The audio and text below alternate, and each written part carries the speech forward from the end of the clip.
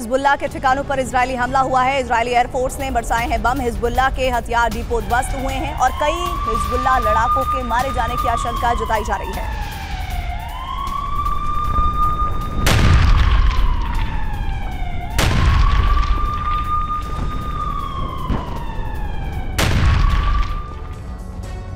जितने विध्वंसक हमले इजराइल गाजा पर कर रहा है, इससे इजराइल की मंशा जाहिर होती है कि वो किसी बड़े प्लान के तहत ये हमला कर रहा है।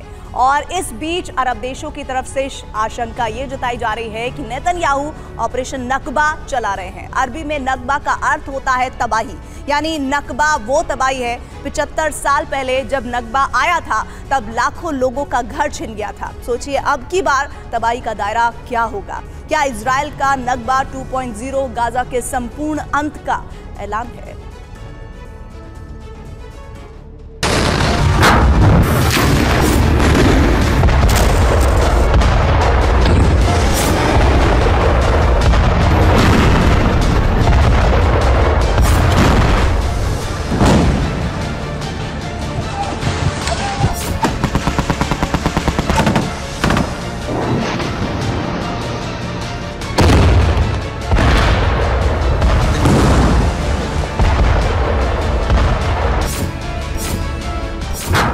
गाजा जल रहा है, इजराइल लगातार बम बरसा रहा है। हालांकि इस जंग में हमास से ज्यादा नुकसान उन बेकसूर लोगों को हो रहा है जो ना जंग में शामिल हैं और ना ही 75 साल पहले जब इजराइल अस्तित्व में आया।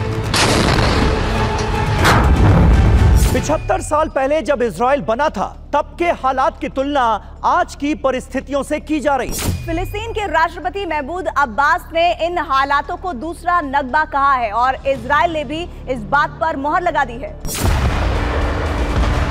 इजराइल की एक स्ट्राइक से घबराकर अभी तक 12 लाख से ज्यादा लोग विस्थापित हो चुके हैं, जबकि फिलिस्तीन के राष्ट्रपति ने इस आंकड़े को पहले ही 10 लाख से ज्यादा बता दिया था। जबकि जिस वक्त आज से 75 साल पहले अल नकबा हुआ था तब करीब 7.5 लाख लोग विस्थापित हुए थे।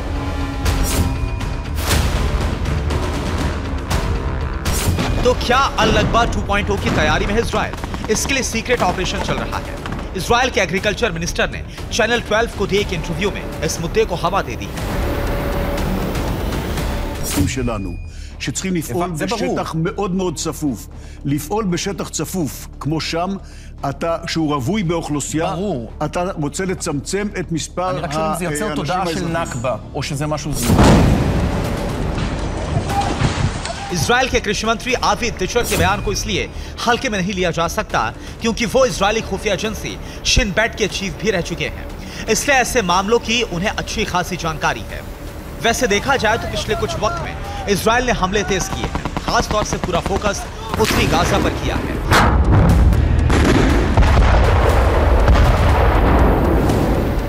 इजराइल ने उत्तरी गाजा में टैंकों की संख्या बढ़ाकर 383 कर दी है, जो 3 नवंबर तक 200 के आसपास थी। इसके अलावा उत्तरी गाजा के अल्वाद में मिलिट्री डिप्लॉयमेंट को बढ़ा दिया है। शरणार्थी शिविरों और अस्पतालों पर बम बरसाए जा रहे हैं। एयर डिफेंस सिस्टम की यूनिट उत्तरी गाजा में बढ़ा दी गई है।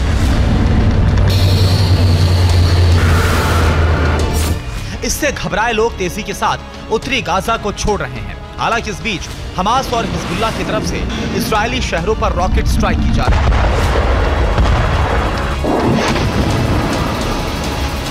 इजराइल दोनों मोर्चों पर तगड़ा जवाब दे रहा है, लेकिन पूरा फोकस उत्तरी गाजा पर है। आईडीएफ की तरफ से कहा गया है कि गाजा सिटी में तभी लौट पाएंगे जब इसकी अनुमति देने वाली कोई और घोषणा की जाएगी।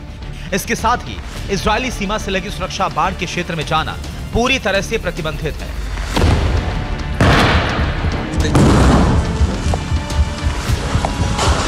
यानी इजराइल कबूल करे या फिर ना करे, हालात नकबा 2 वाले बनते जा रहे हैं। खुद नेतन्याहू के मंत्री इसका इशारा कर रहे हैं। इजराइल के नेशनल सिक्योरिटी मिनिस्टर बेन गिविर ने कहा, हमें यह दुनिया के सामने साफ करना होगा कि हम गाजा पर कब्जा कर रहे हैं या फिर नहीं। तो इससे मेरा सीधा मानना है, ये सीधी सी बात है, जब हम दुश्मन से जंग जीतते हैं तो दुश्मन को अपना इलाका खोना पड़ता है।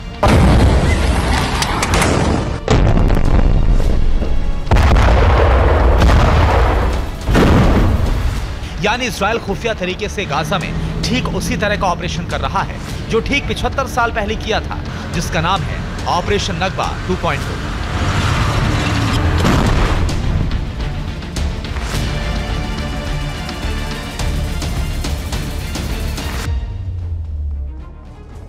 United Nations office for the coordination of humanitarian affairs से मिले आंकड़े के मुताबिक जब से इजराइल ने गाजा पर हमले शुरू किए हैं तब से आज तक लाखों लोग घर छोड़ चुके हैं।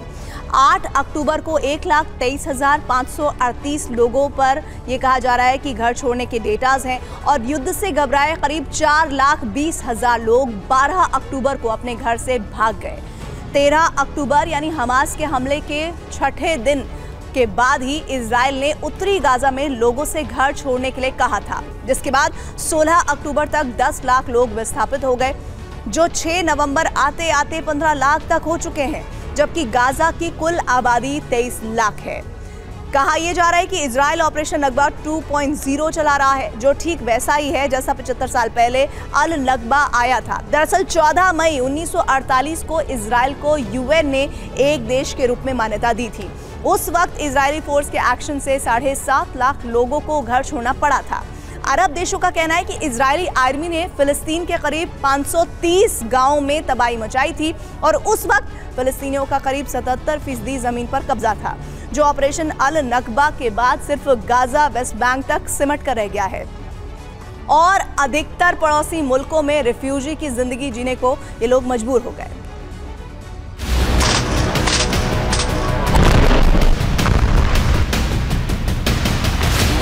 तब से यह विवाद और गहराता गया। इजराइल और फिलिस्तीन समर्थित संगठनों के बीच जंग होती रही है। पहले नकबा और उसके बाद के पलायन को मिलाकर लाखों लोग विस्थापित हुए, लेकिन आक्रोश पनपता रहा।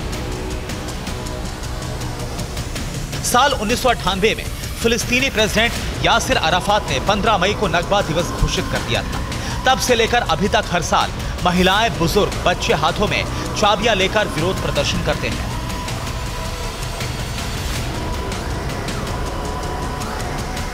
ये चाबियां इस बात का सबूत है कि वो एक दिन अपने घरों को लौट जाएंगे, लेकिन ऐसा ना तो 75 साल पहले ऑपरेशन नकबा खत्म होने के बाद हो पाया और ना ही इस बार आसार ऐसे लग रहे हैं।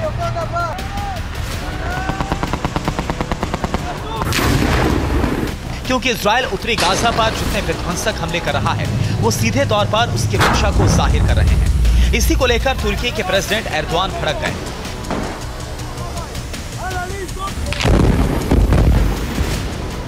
500 years ago, we have extended our helping hand to the Jewish people who were fleeing the Inquisition in Europe. But right now, what I see is that Netanyahu, together with 2 of his ministers, made a public statement as of yesterday.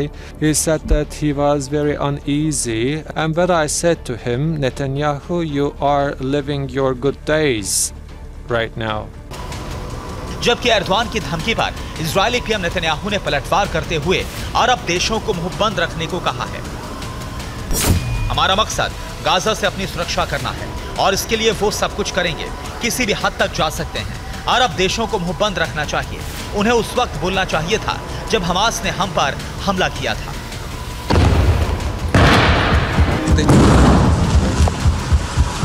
Netanyahu के अलावा America के पूर्व president Donald Trump Erdogan पर अपनी भड़ास निकाली है।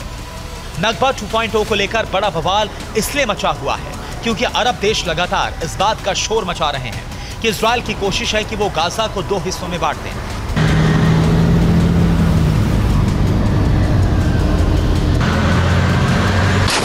शरणार्थियों के इस महासंकट पर संयुक्त राष्ट्र महासचिव एंटोनियो गुटेरेस ने कहा है कि यह बहुत खतरनाक और कुछ मामलों में असंभव है, लेकिन इजराइल इतिहास को दोहराने पर आमादा है।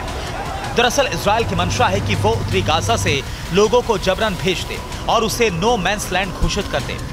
इससे इजराइल से लगती सीमा सुरक्षित हो जाएगी।